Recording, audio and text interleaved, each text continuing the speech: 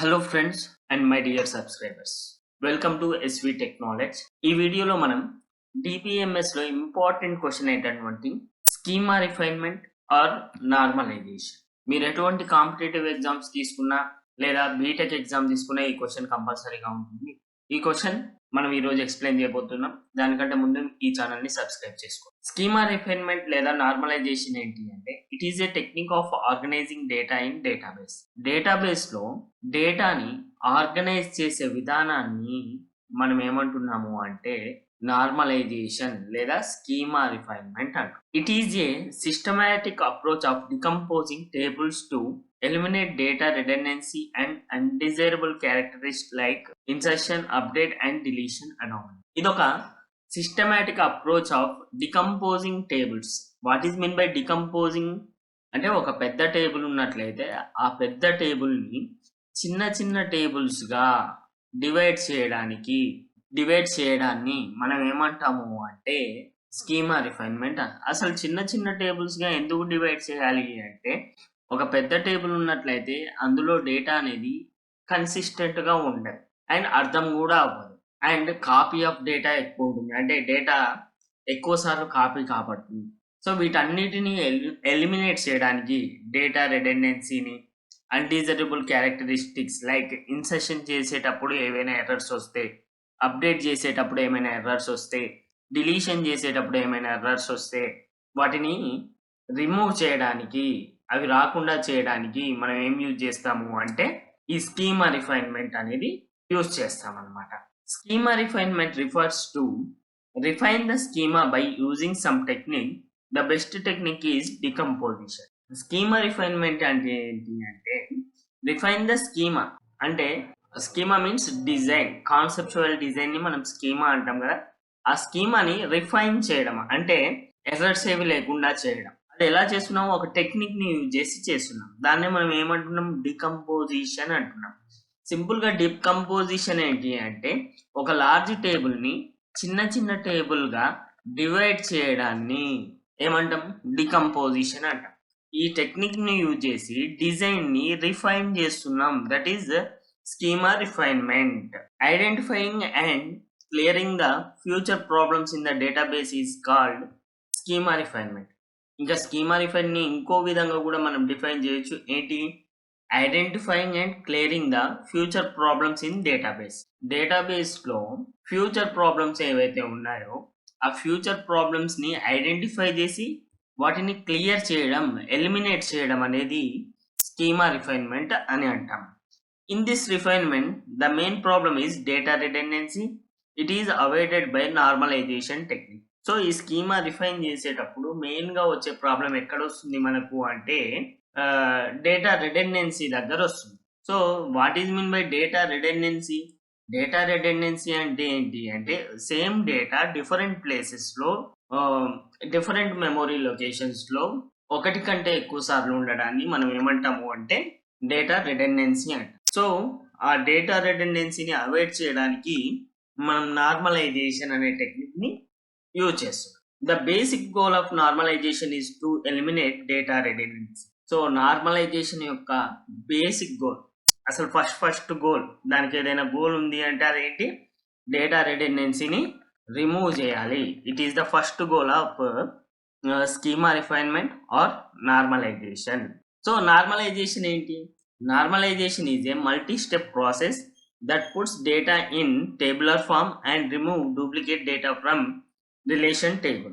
So normalization లో various step ప్రాసెస్లు ఉంటాయి. అంటే first normal form, second normal form, third normal form, ఇలా. ఇవి ఏం చేస్తాయి అంటే ఎవ్రీ స్టెప్ లో మనకున్న ప్రాబ్లమ్స్ ని అవాయిడ్ చేస్తూ టేబులర్ ఫామ్ లో డిజైన్ చేయబడతాయి అన్నమాట. సో అందులో ఫస్ట్ వచ్చేసి మనం డేటా రెడెండెన్సీ గురించి చూద్దాం.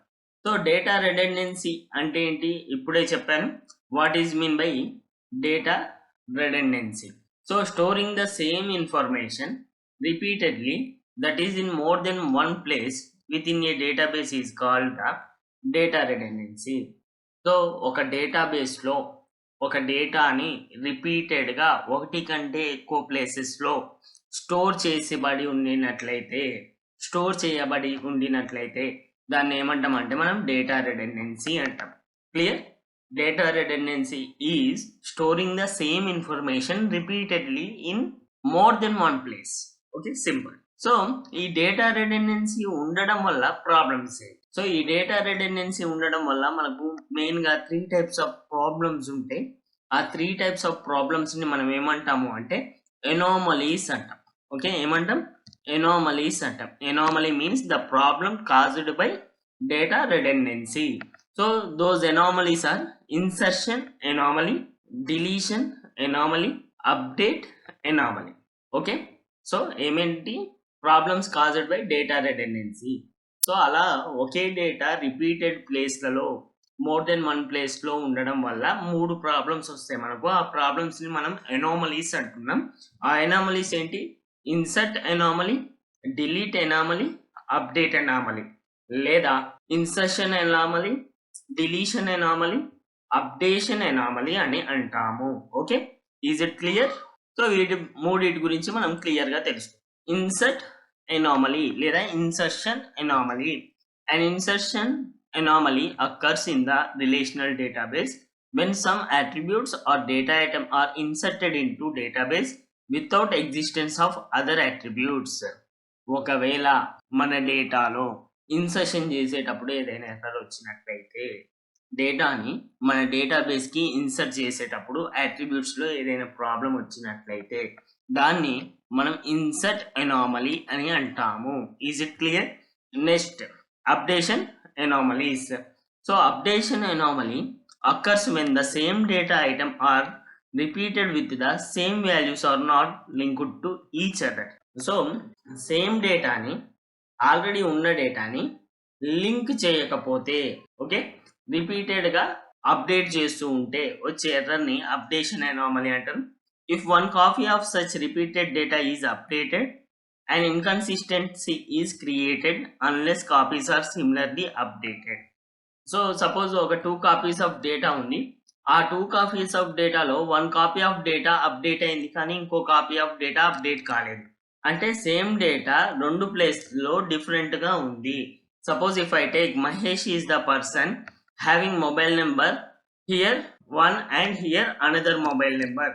అంటే సేమ్ పర్సన్ మహేష్ ఉన్నాడు కానీ మొబైల్ నెంబర్ డిఫరెంట్గా ఉన్నాయి. This is called data inconsistency. అంటే మనం మహేష్ యొక్క మొబైల్ నెంబర్ని ఒక టేబుల్లో అప్డేట్ చేసినాం, ఒక ప్లేస్లో అప్డేట్ చేసినాం, కానీ ఇంకో ప్లేస్లో అప్డేట్ చేయలేకపోయినాము. సో దాన్ని ఏమంటాము అంటే అప్డేషన్ ఎనామలీ. అంటే ఒక టేబుల్లో అప్డేట్ చేసినాము, ఇంకో టేబుల్లో అప్డేట్ చేయలేదు, same data, copy of data.